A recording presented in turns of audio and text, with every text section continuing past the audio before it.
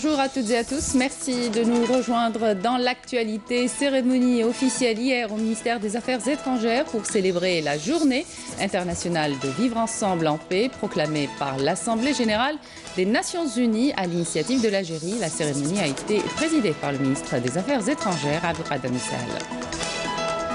Dans l'actualité également, la fête de la fraise dans la ville de Skikda, une tradition annuelle, reflet d'une spécificité de la région en matière de production de ce fruit. Et puis on poursuit notre série de reportages consacrés à la ville de Sidi Bel Abbès qui renferme des lieux, le moins qu'on puisse dire, d'improbables comme le musée Renja qu'on vous propose de découvrir à la fin du journal. Bienvenue à tous. Réunion extraordinaire des chefs de diplomatie de la Ligue des États arabes après l'agression israélienne contre le peuple palestinien avec la participation du ministre des Affaires étrangères Abdelkader Messaal au Caire pour examiner les derniers développements dans les territoires palestiniens occupés et réagir à la décision illégale prise par les États-Unis de transférer leur ambassade à El-Quds occupée.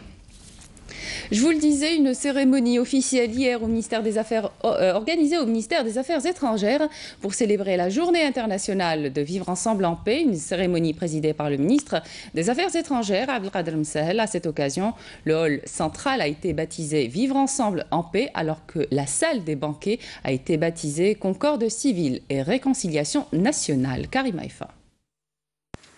Après avoir plaidé pour la mobilisation continue des efforts de la communauté internationale pour la paix, la tolérance et la fraternité, le ministre des Affaires étrangères, Abdelkader Messaal, est longuement revenu sur les valeurs et les principes du vivre ensemble en paix, qui sont les idées fondatrices de la politique de concorde civile et de réconciliation nationale, prônée avec conviction par le président de la République, Abdelaziz Bouteflika. Le peuple algérien, mesdames et messieurs, est d'autant plus sensible et attaché aux valeurs et aux principes du vivre ensemble en paix que ceux-ci ont constitué les idées fondatrices de la politique de concorde civile et de réconciliation nationale, prônée avec conviction et mise en œuvre avec détermination par Monsieur le Président de la République, M. Abdelaziz Bouteflika. Politique qui a permis au pays de mettre fin définitivement à la tragédie nationale, de réconcilier tous les Algériens entre eux, dans le respect de l'ordre constitutionnel républicain et démocratique et des lois du pays, et de le réunir autour de la construction d'une Algérie nouvelle, pleinement ancrée dans son identité musulmane, arabe et amazigh, et résolument tournée vers la modernité. Le chef de la diplomatie algérienne a par ailleurs insisté sur la nécessité de promouvoir la culture de la paix, une culture qui véhicule, selon Abdelkader Messaal, des valeurs auxquelles l'Algérie croit profondément.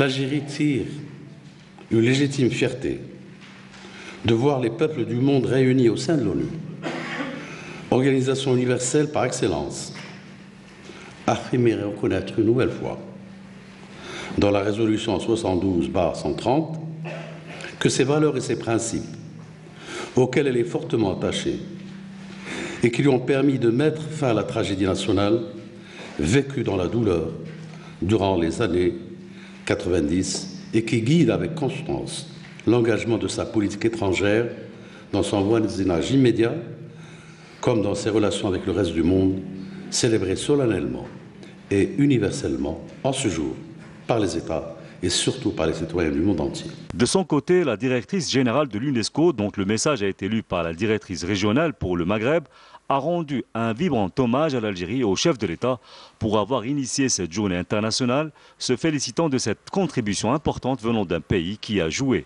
et qui continue de jouer un rôle précurseur des valeurs de paix et de solidarité. Grâce et autour du 16 mai de chaque année, les États, mais aussi les communautés, ont à se rappeler que pour construire une paix durable, sincère et acceptée, nous devons assurer à tous le plein et égal accès à l'éducation, au lien, au libre-échange des idées et des connaissances. À cette occasion, le hall central du ministère des Affaires étrangères a été baptisé au nom de Vivre ensemble en paix, alors que la salle des banquets a été baptisée Concorde civile et réconciliation nationale. Auparavant, une cérémonie d'oblitération d'un timbre-poste a été présidée par Abdelkader Messaal et la ministre de la Poste et des Télécommunications, Iman Houda Faraoun. Le président de la République a décoré hier mercredi Cheikh Khaled Bentounes, fondateur et président d'honneur de l'association internationale Soufia El Alaouia, de la médaille Ahid de l'Ordre du Mérite National. La médaille lui a été remise au siège de l'UNESCO à Paris au cours de la célébration ce 16 mai et pour la première fois de la Journée internationale du vivre ensemble en paix. La correspondance de Afef Blouchette. Graine qu'il a semée 3 années durant, celle dont il cueille les premiers fruits aujourd'hui. Lui qui est à la tête de la confrérie Soufia Alaouia depuis 43 ans, voit le monde entier célébrer avec lui non pas un message, mais un rêve qu'il fait pour tous les enfants de la terre, celui du vivre ensemble en paix. Imaginons un monde où la différence serait une richesse. Imaginons un monde où l'éducation à la paix serait une priorité. Imaginons un monde où l'humanité construirait son avenir l'un avec l'autre et non pas l'un contre l'autre. Mon premier sentiment, c'est qu'on a fait une longue traversée et que c'est maintenant qu'on commence véritablement le véritable travail.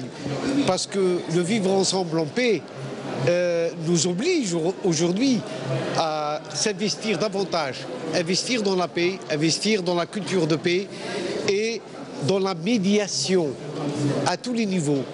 Le niveau familial, le niveau social et au niveau international. Donc aujourd'hui, l'humanité a pris conscience que nous avons besoin, c'est une nécessité, le dialogue. Il y a assez de sang qui a coulé, il y a assez de violence. Aujourd'hui, on ne peut plus régler nos problèmes par la violence ni la force. Il faut le régler par la médiation et le dialogue. Et c'est au président de la République que va sa première pensée en ce jour. Lui dont le soutien indéfectible a accompagné ce projet dès le berceau, dès que l'idée fut lancée en novembre 2014 à l'issue du premier congrès international féminin organisé à Oran sous le haut patronage du président de la République. Et c'est au siège de l'UNESCO et des mains de l'ambassadeur d'Algérie en France que le chef de l'État décerne aujourd'hui la médaille de l'Ordre de Mérite National au grade de Ahid. Je le remercie infiniment pour m'avoir honoré en tant que personne, mais il a honoré aussi toute une école de pensée. Toute cette école du Tasawwuf que nos ancêtres et nos aïeux nous ont laissé, ce chemin de la paix. Cette parole du prophète aujourd'hui prend un effet effectif, semer la paix, aider le nécessiteux, reliez-vous les uns avec les autres et priez la nuit quand les gens dorment. Plus qu'une idée, cette journée s'inscrit dans la droite ligne de la démarche du président de la République, guidée par la conviction que nulle paix ne peut voir le jour sans l'acceptation de l'autre avec ses différences pour le bien de tous. بادر رئيس الجمهورية بإقرار قانون الوئام المدني تلاه فيما بعد ميثاق السلم والمصالحة الوطنية الذي التف حوله الشعب الجزائري وزكاه من خلال تبنيه بأغلبية ساحقة في الاستفتاء الشعبي عام 2005 وقد كانت النتيجة المباشرة لهذا المسار خلق ديناميكية وطنية متينة وهبة منقطعة النظير قوامها التصالح. Et ce sont l'ensemble des États membres des Nations Unies qui ont adopté le 8 décembre dernier à l'unanimité la résolution soutenue à bout de bras par l'Algérie visant à instaurer une journée internationale du vivre ensemble dans la paix et que célèbre aujourd'hui l'UNESCO à son tour. Je voudrais particulièrement remercier notre équipe de diplomates au niveau de New York qui ont fait un travail énorme. Vous ne pouvez pas vous imaginer le travail qui a été fait pour que, à l'unanimité, avec consensus, il n'y a même pas eu de vote. Ça a été accepté par 193 États membres des Nations Unies. Donc c'est un challenge immense. Et ça, c'est la fierté de tous les Algériens et de tous ceux et celles qui nous ont soutenus dans tous les petits villages d'Algérie, de la Kabylie, dans le sud du pays, en Oranie. Cheikh Khaled Bentounes, à qui je veux dire devant vous tout mon respect, toute mon admiration pour tout ce qu'il a fait et qu'il a fait aussi à l'UNESCO, car c'est un grand ami aussi de cette maison. Et il est à l'initiative d'un colloque très stimulant qui a eu lieu dans ces murs sur l'islam de paix. Et je veux encore une fois le saluer. Un élan mondial pour la création de la journée... Une idée qui a suscité un comité de soutien à travers le monde qui n'a eu de cesse de sillonner, tel un pèlerin en quête de lumière. Lui, dont l'éducation des enfants est un leitmotiv quotidien, guide spirituel de la confrérie, il est à l'origine de la création en France des scouts musulmans, dont un groupe d'enfants sont venus porter son message avec des mots d'enfants. Le vivre ensemble, pour moi, c'est la paix, l'harmonie, plus de bagarres, la paix dans le monde, que tout le monde se respecte l'un envers l'autre. Je voulais leur dire que le vivre ensemble, c'est bien.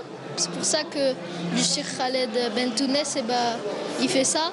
Et j'aimerais bien que ça s'accomplisse. Ce moment solennel a pris fin avec un moment de grâce que seule la musique arabo-andalouse peut procurer. Une musique qui véhicule des valeurs communes et qui est un vecteur de rapprochement permanent et de concorde. Et à Alger, des démonstrations sportives et artistiques ainsi que de différentes activités juvéniles ont été organisées à la promenade des Sablettes à la capitale dans le cadre de la Journée internationale du vivre ensemble en paix célébrée hier. Le coup d'envoi de cette manifestation a été donné par le ministre de la Jeunesse et des Sports, Mohamed Hattab Manel Boudouaba.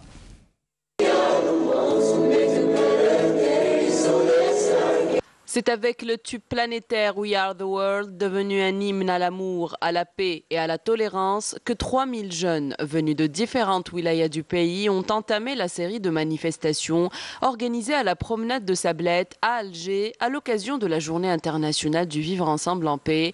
Célébration initiée par le ministère de la Jeunesse et des Sports, englobant des démonstrations sportives, artistiques et différentes activités juvéniles. Je tiens à exprimer ma reconnaissance, ma haute estime et mon respect au président de la République, M. Abdelaziz Bouteflika,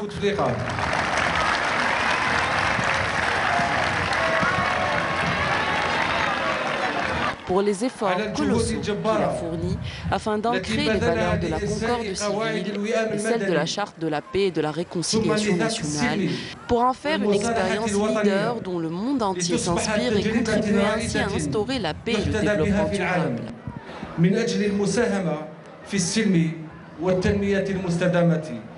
Accompagnés du Wali d'Alger, les ministres de la Communication, de l'Environnement et des Énergies renouvelables et celui de la formation professionnelle présents ont procédé à l'inauguration d'une stèle à l'occasion de cette journée internationale, outre la plantation de l'olivier de la paix au niveau de la promenade des Sablettes. Je remercie Dieu pour cette paix dans laquelle nous vivons et prie pour qu'elle dure indéfiniment. L'Algérie est connue et a toujours été pionnière dans ce genre d'initiative. C'est une bonne chose. J'espère que paix et stabilité régneront toujours dans notre pays.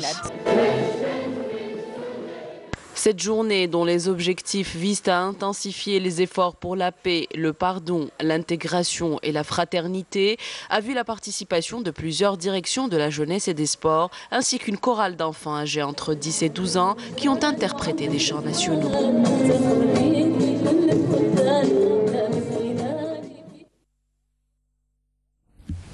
Dans l'activité parlementaire, l'Assemblée populaire nationale tient aujourd'hui une séance plénière consacrée aux questions orales. 13 questions seront adressées à des membres du gouvernement lors de cette séance plénière. Mila, capitale de l'ail, sa production prévisionnelle nationale avoisine 1,8 million de quintaux, une production qui suscite déjà les appréhensions des agriculteurs face à la baisse des prix qui pose avec acuité le problème de commercialisation. Bouchra Boili. À Mila, la récolte de l'ail promet d'être bonne cette année. Les agriculteurs s'attendent à une production avoisinant les 2 millions de quintaux, de quoi submerger le marché. Mais cette submersion a eu pour effet de faire baisser les prix de cette plante potagère, posant le problème de sa commercialisation. Il y a eu une surabondance de l'ail cette année. Le marché est en baisse. L'ail est à 15 dinars. Il ne trouve pas preneur.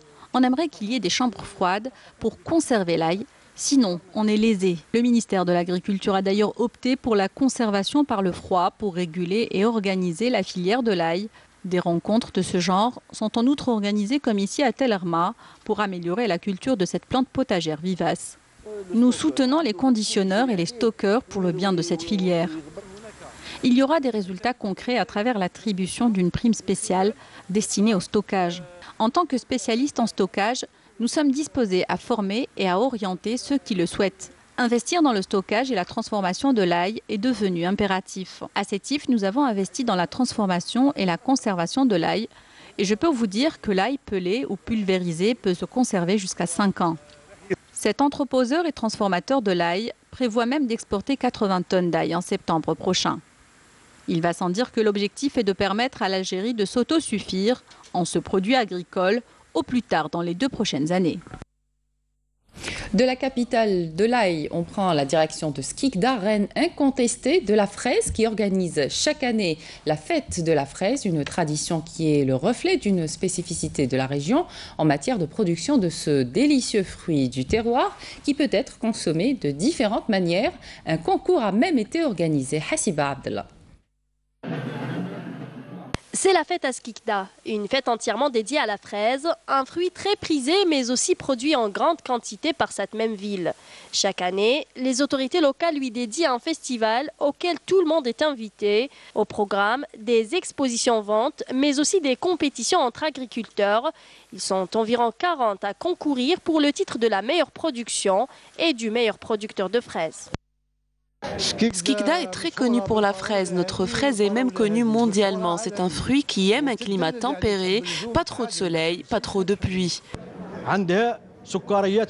Elle est sucrée, elle a un goût spécial, son odeur aussi. Et surtout, elle est bio. Pour encourager à la fois la production et la consommation de ce fruit, la ville tient également un concours spécial produits dérivés de la fraise auquel les femmes participent pleinement.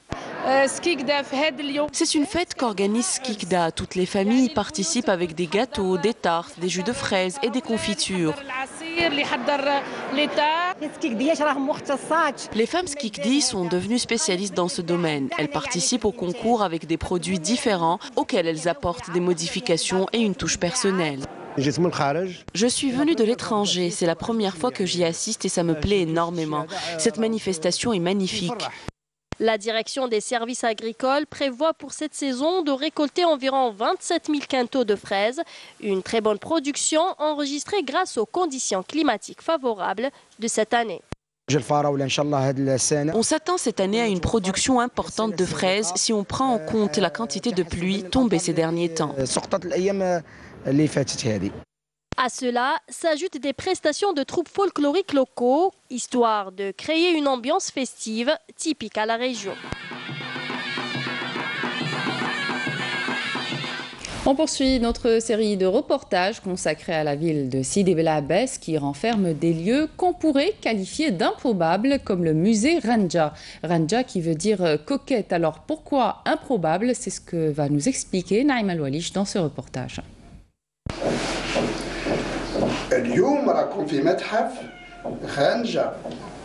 Dans les souterrains de Bel Abbès a fleuri depuis les années 2000 un musée des marionnettes qui rassemble quelques 1000 pièces entre poupées et figurines. L'endroit improbable se trouve être une cave d'un bâtiment populaire rendu viable grâce à la solidarité du voisinage d'avec ses propriétaires. Il y a des outils pédagogiques comme une bibliothèque, des trucs, des CD pour les gens qui sont intéressés à l'art de la marionnette. Et c'est un lieu de rencontre où on organise des petits spectacles de marionnettes et des concerts de musique. Et c'est un lieu où on reçoit beaucoup de visiteurs, à peu près de toute l'Algérie, je pourrais dire. Nommé antiquement Ranja, le musée se présente comme un espace hors du temps. Ces personnages de papier mâché, de cuir ou de bois sont soit offerts, soit achetés ou simplement fabriqués sur place. De l'Afrique aux Amériques, en passant par l'Asie et l'Europe, ces marionnettes qui possèdent tout un petit nom viennent de partout et servent à inspirer des spectacles joués ici ou ailleurs. أنت هو الكاميرامان؟ شوف صورني تصويرة هاك لا لا لا لا لا شوف نعرف نشطح ونعرف ندير كذلك الأكروباسي. Premier musée des marionnettes en Algérie et même en Afrique, Ranja a encore de beaux jours devant lui, d'autant que l'art de la figurine est d'ores et déjà transmis de père en fils. J'ai vu pas mal de spectacles de marionnettes de mon père et d'autres artistes et j'ai aimé ce métier parce que ça demande beaucoup de concentration et c'est une passion et c'est pas facile de manipuler les genres de la marionnette à fil, à gaine et surtout j'aime bien la marionnette à marotte qui est très difficile, manipulée par le comédien qui est le comédien et le manipulateur en même temps. Double costume, c'est une création de mon père et c'est très beau de voir ça dans le spectacle pour les enfants parce que c'est de la magie de la marionnette, c'est de la magie théâtrale et voilà comment ça fonctionne. Bien que ce musée ne soit pas tout à fait visible au grand public, il n'en demeure pas moins qu'il soit régulièrement fréquenté et par les écoliers et par les initiés. Au demeurant, Ranja a tout à gagner s'il regagnait les lumières.